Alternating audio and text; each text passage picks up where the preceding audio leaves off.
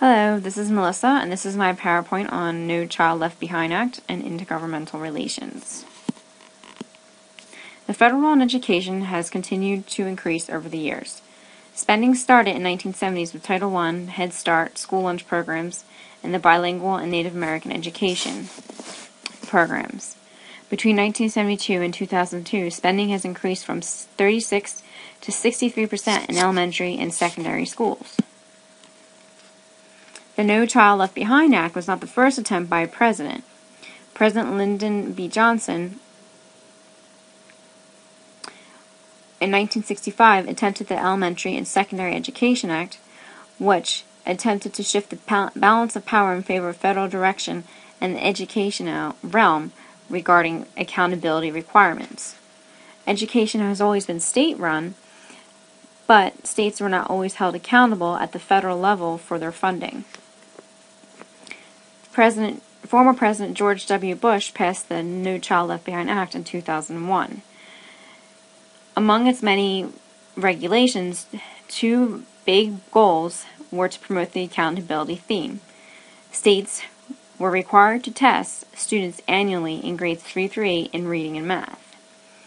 Schools, states, and districts had to report the student achievement by race, income, and other special needs subgroups when their enrollment met a certain state-determined threshold. The federal legislation of the No Child Left Behind Act demonstrated a new system of governance that involved the federal level. There are many impacts on intergovernmental relations regarding the No Child Left Behind Act.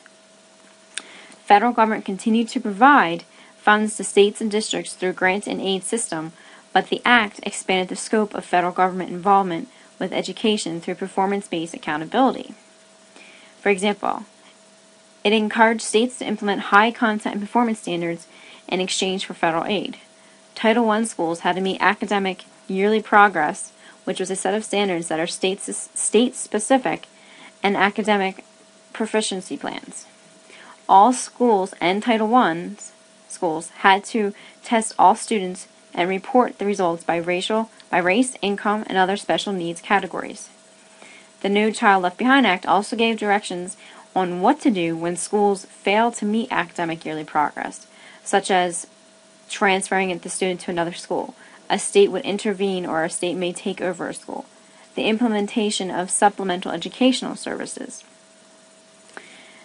The No Child Left Behind Act had bipartisan support at a national level, but did not develop with the state and local officials. The Act framed policy in terms of performance and accountability. Ultimately, the administration appealed to the public's concern with student performance, responding to the shifts in public opinion about the quality of schools. This demonstrated the power of the public and private interest groups had on education.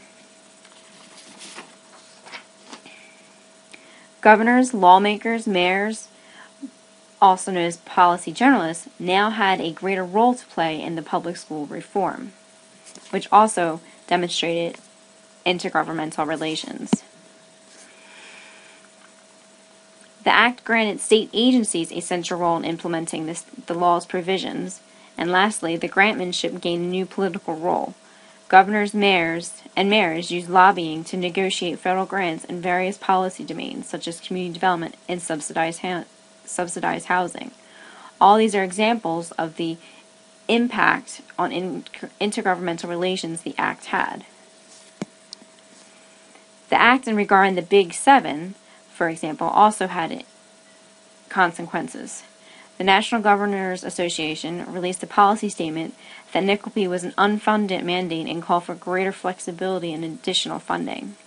The National Conference of State Legislatures gathered a task force of state legislators and their staff to consider how to best improve the law, make it more workable, and more responsive to local variations, ultimately demonstrating the different levels of government coming together to work with the Act. Regarding the future of NCLB in education, currently the Act expanded the federal authority over education. The current President Obama has relaxed the requirements of NCLB and has opted on re-implementing the secondary and elementary Education Act. Accountability continues to be a concern for federal government and will continue to work with the state and local levels regarding accountability.